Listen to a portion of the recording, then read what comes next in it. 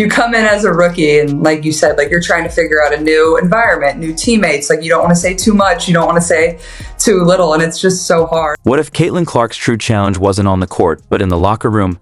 How you shine without overshadowing teammates? It's crazy. Like looking back at a year ago today or around this time, like I was just beginning my senior year of college. And obviously, you know, people knew who we were and people attended our games, but it's obviously not on the magnitude that it is now.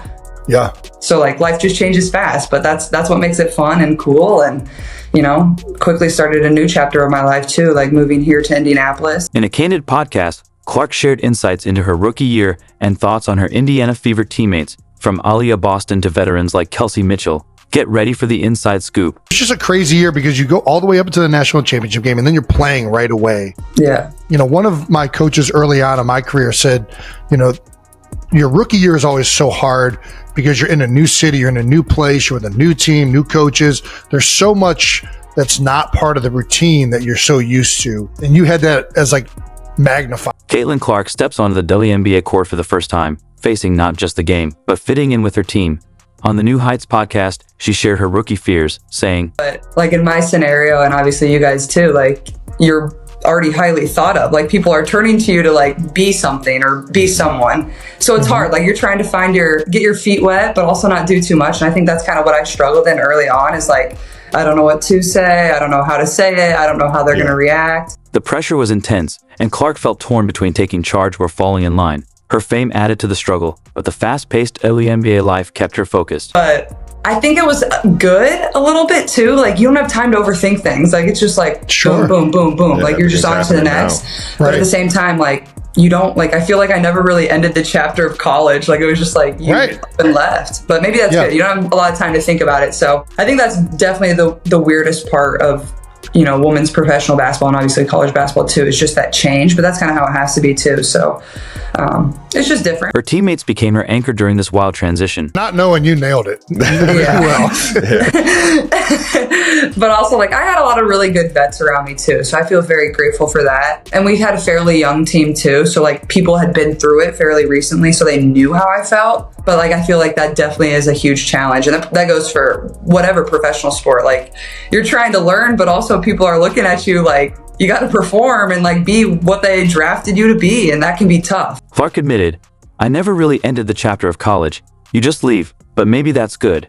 It shows how tough the jump to the pros can be." I mentioned the vets, and I think, you know, for me at least, there was a lot. Some vets were incredible. Some of the vets, obviously, you're competing for jobs, so there's a little bit there, but you lean so much as a young player on your vets, and you lean so much from like, even just like in Philly, there's so many great players that played for the Eagles that like Harold Carmichael, who was a legendary Philadelphia Eagle, was like always around and willing to lend advice or anything. Did you have many former players or current players like reach out to you that really helped you in transitioning into the WNBA? Let's talk about Clark's partners, Aaliyah Boston, Kelsey Mitchell, and Lexi Hull.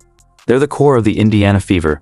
One star struggled early, but still built a strong bond with Caitlin. Beginning of the season, my playing time definitely looked different than it did at the end. So trusting that, you know, I was staying ready, putting in the work so that when I did get the minutes out on the court, that I could take full advantage of them. So I was just really proud of myself for trusting the process and staying the course. Hull was frustrated early in the season, putting in the work but not seeing results. After the Olympic break, she found her rhythm and was on fire. So what does? Obviously, Lexi's been tremendous, especially on the defensive end. Like, she just brings a spark and a tenacity about her that, you know, maybe we weren't always getting on the defensive end, and she's just willing to do whatever it takes for this team, and it's helped our defense improve a lot. So I think offensively and defensively, we've taken a step forward, and, you know, that's kind of what the coaches challenged us in going into that break too. Picture Clark's first practice with Aaliyah Boston. A miscommunication almost went wrong, but it sparked a special chemistry, especially in their pick and roll plays. And Aaliyah have almost a poetic pick and roll action going all the time. Caitlin can already find her teammates, but just the fluidity between her and Aaliyah, it's like they're on a different wavelength. The secret? Repetition and trust. In the first 13 games, Clark had 17 assists to Boston. In the last 14, it shot up to 54. Caitlin shares her unfiltered thoughts on Aaliyah, symbolized by their pregame affirmations. I think AB is like always somebody that's going to have her teammates back, whether it's myself or whether it's anybody on the team.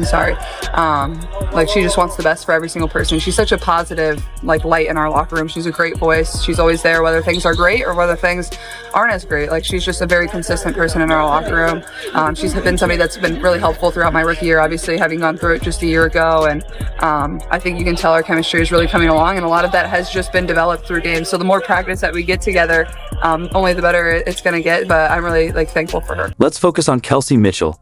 At first, she played isolation ball and wasn't passing to Clark, but after the Olympic break, they bonded, shared dreams, and became the best backcourt in the WNBA. He's weird. What's up, friend? I just want to say congratulations on the award, man. You deserve it. You've changed the world in so many ways. You've done it with so much grace. And I'm so happy to take the floor with you, to be a part of this experience. I want to tell you to give yourself some grace, kid. You've done a lot of things that not a lot of people can do. And from me to you, I'm always going to be a fan. I'm always going to be in your corner. I'm always going to be in your backcourt. Clark couldn't stop praising Mitchell.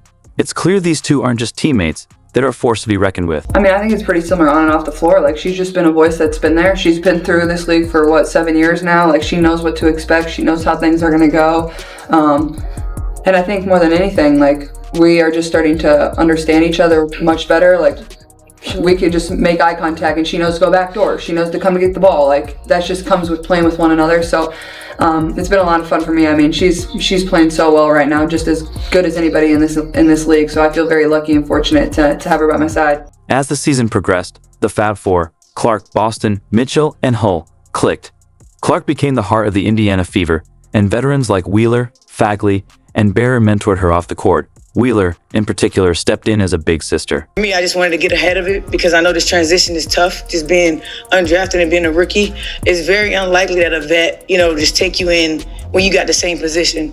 And I think oftentimes people forget that I'm a great person before a basketball player. So for me as a big sister, I'm just like, I'm gonna take this first step first to just let her know, like, we here, we got you, whatever you need from me as your vet, and even you're in the same position, I got you. And she's just been doing a great job with just accepting it and receiving it from me.